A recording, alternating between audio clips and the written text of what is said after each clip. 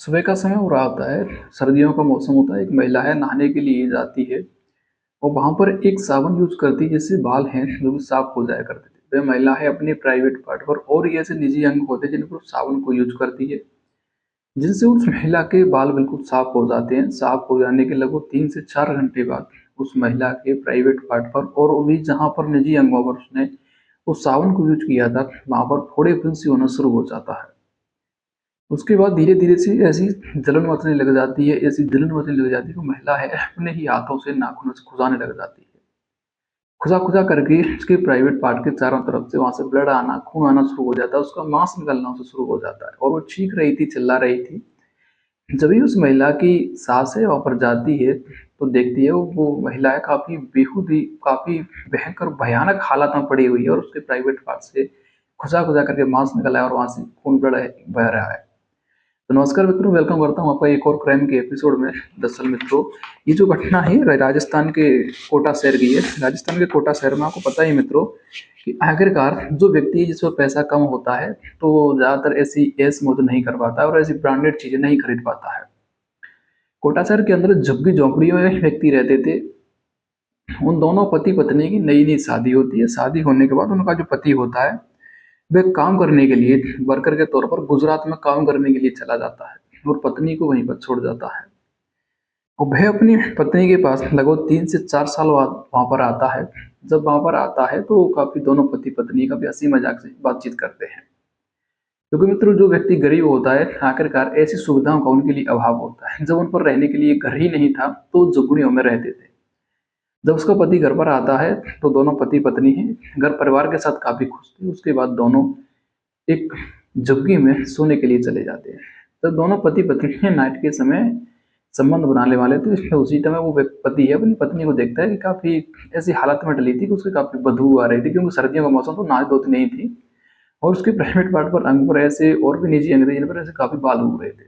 जिससे उन दोनों पति-पत्नियों में तू-तू मैं-मैं होना शुरू हो जाता है और जो पति होता है अपनी पत्नी से काफ़ी बेहूदी ऐसी हरकतें और काफ़ी ऐसी बेहूदी-बेहूदी बातें कहता है, जिससे वो नाराज़ हो जाती है और दोनों में काफ़ी झड़प होती है। उस रात में दोनों मारपीट हो जाती है, केवल उन बालों के ऊपर। उसके बाद उनका पति है बाहर निकल कर आता है और दूसरी झुग्गी में जाकर के वो सो जाता है बेचारा। उसके बाद सुबह होती है तो महिला है सोच रही थी कि बाज़ार जाएगी और बाज़ार से वह एक साबुन लेकर आएगी जिनसे वह बालों को साफ कर लेगी। उसके बाद महिला बाज़ार जाती है तो वह साबुन और ऐसी चीज़ें ट्यूब है इतने रुपए की आ रहा था जितने रुपए उस महिला पे नहीं थे। तो उसके बाद मायूस होकर घर लौट करके आती है। घर लौट कर के आती है, लगभग 2-4 10-8 दिन बीत जाते हैं। उसके बाद एक व्यक्ति आता है जो कि ऐसी चीज़ें बेच रहा था। अधिकांश गाँवों में, बाज़ारों में, शहरों, मोहल्लों में ऐसे फेरू हैं, फेरी वाले आया करते हैं जो कि ऐसी चीज़ें, वस्तु बेचते रहते हैं। एक व्यक्ति है ऐसे ही साबुन बेच रहा था, तो महिला है काफ़ी सस्ता साबुन देता है, तो महिला वो साबुन खरीद लेती है। उस साबुन को खरीदने के बाद जो साबुन होता है, जो कि एक्सपायर होता है और महिला पढ़ी-लिखी नहीं थी, तो उसको पता नहीं चलता कि आखिरकार ये साबुन कैसा होता है। और वह जो व्यक्ति साबुन लेकर के आया था, किसी थोक वाली दुकान से लेकर के आया था, वो भी उन सस्ती दुकानों को लेकर साबुनों को लेकर के आया था और उस व्यक्ति को पता था कि ये साबुन है जो कि एक्सपायर है, लेकिन फिर भी उन साबुनों को व्यक्ति है ले लेता है। उसके बाद महिला है जो सुबह नहाने के लिए जाती है, तो वह उन साबुनों को यूज़ करती है। जब साबुन को यूज़ करने के बाद वो अपने प्राइवेट पार्ट पर लगाती है, तो उनके बाल तो साफ हो जाते हैं।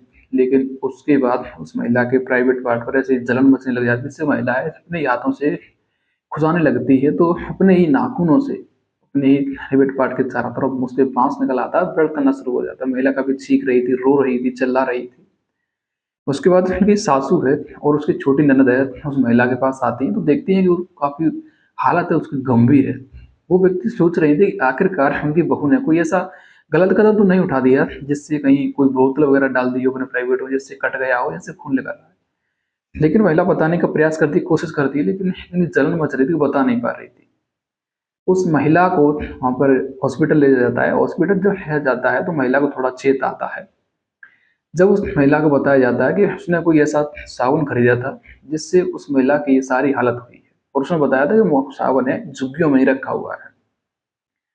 उस महिला के बाद काफ़ी उसका इलाज करवाया जाता है, उसको पीने की दवाई, खाने की गोली दवाई दी जाती है, लेकिन महिला है बच नहीं पाती है और उसकी ऐसी हालत हो जाती है कि लगभग 3 महीने तक उसका इलाज चलता रहता है, लेकिन इन्फेक्शन है धीरे-धीरे बढ़ता ही जाता है, बढ़ता ही जाता है और उसके घाव-घाव भी शरीर में बढ़ते जाते हैं और उस महिला की डेथ हो जाती है। जब डेथ हो जाती है तो पुलिस है, वो व्यक्ति है, पुलिस केस करते हैं, तो वहाँ पर जिस कंपनी का ब्रांड था, जिस कंपनी का वो साबुन बनाया गया था, पुलिस है उसको सारा उसका लिखा हुआ था, उसके बाद उस ईमेल के ज़रिए पुलिस उस कंपनी तक पहुँचती है और उसको कार्रवाई करती है। तो उसके बाद जब पता चलता है तो मार्केट में ऐसे दर्जनों के दर्जन साबुन निकले जो कि एक्सपायर थे और मार्केट में वो चल रहे थे। जाने कितने व्यक्तियों को उन साबुनों ने अपना शिकार बनाया हो।